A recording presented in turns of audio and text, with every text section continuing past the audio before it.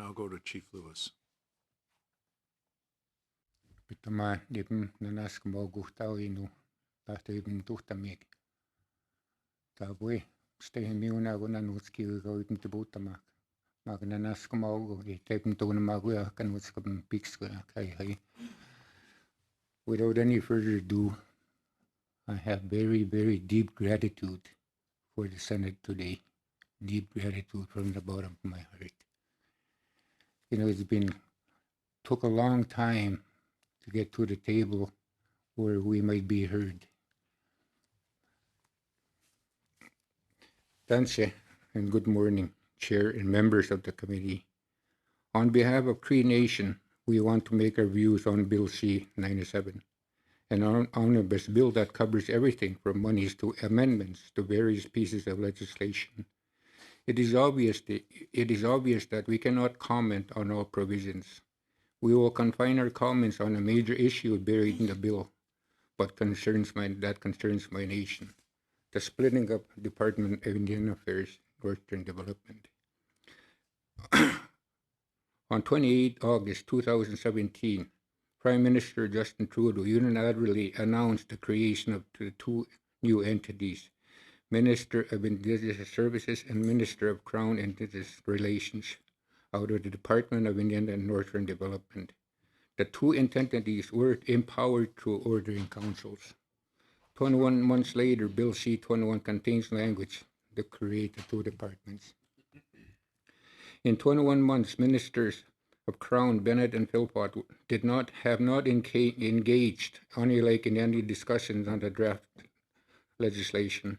We are not engaged in the process, despite the words of the Prime Minister on the 28th August 2017, when he said, "We will establish new departments, a Department of Crown and Indigenous Relations and Northern Affairs, and a Department of Indigenous Services." These changes are modeled on the recommendations of the Royal Commission and will be finalized with the cooperation of Indigenous peoples. Where is the cooperation? How is the cooperation supposed to take place if this bill passes without any amendments? The creation of these two departments will be finalized. We were not involved. As Okemo of Bonny Lake, along with my council, we are responsible for future generations and are the rights holders, including our descendants. In 21 months, we have not received one piece of correspondence inviting our chief and council from our treaty nation to a meeting to discuss the reorganization of the government, or had been asked such an organization will have an effect on our rights and our lands. There was complete silence from the government. This is not actions of the Prime Minister, who has publicly stated on numerous occasions that the relationship with our nations is most important. What does that mean in light of the proposed amendments? At the same statement, Prime Minister said, "What we are doing here today is also the next step towards ending the Indian Act." But the pace of transition will also require the leadership of Indigenous nations, communities themselves. While the Prime Minister talks about leadership being involved, there is no process. It is lip service to the treaty peoples that bring dishonor onto the Crown. As rights holders, you cannot engage organizations that are not part of treaty making to give consent on our behalf. Bonny Lake does not allow any organization to make decisions for us. No organization entered into treaty with the Crown, unlike our nation. In fact, there's a section within the bill that calls for gradual transfer of departments' responsibilities to Indigenous organizations, a complete erasure of our nations in line with thinking contained within the 1969 White Paper. These are major constitutional issues involved in the proposed amendments and the creation of these new departments. What's the future of Section 9124? We remind the members that Section 2124 refers to the Indians and lands reserved for Indians. In 1969, Prime Minister Pierre Trudeau and Minister Jean Chrétien proposed that in famous white paper that Section 901(24) would be rendered null and void within the British North American Act, as Canada moved to incorporate our people and the nations into the fabric of Canada. Our response to Canada: our treaties cannot be unilaterally terminated by the federal government. In 50 years, Canada has continued to create policies and programs that are attempting to terminate the treaty relationship, thereby creating one service delivery through the provinces. As Prime Minister said in 2017, our provincial and territorial partners to make a new relationship. That new relationship does not include our treaties. The same objective in 1867, 1969, and 2019 terminate the Indians. Our treaties are with the Crown, are the foundation of the state of Canada. Without treaties, the state would not exist in our territories. We remind the members of the Royal Proclamation of 1763 set out the provisions for accessing our territories.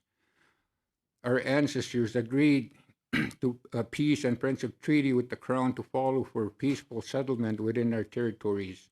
We did not give up our territories or our resources. Our nations entered into treaties in our own right, using our own laws and our own governmental structure. We do not need to negotiate self-government agreement under policy directive that has been unilaterally drafted and imposed by officials of the government. In 152 years, the face of colonization remains the same. Get rid of the Indians and impose the colonial rule in our territories. The tactic is the same.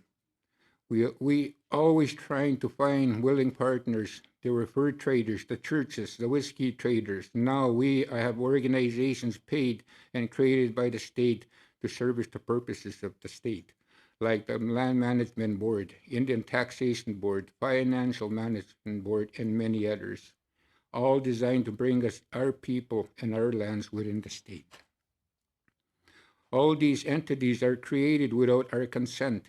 In the legislation, members of Parliament are funding and cooperating in the destruction of our nations. July 2017, Onile communicated with Mr. Bennett on a way to implement treaties that would bring honor to the Crown. She was not interested. Instead, the government has chosen to draft legislation in secret for 21 months.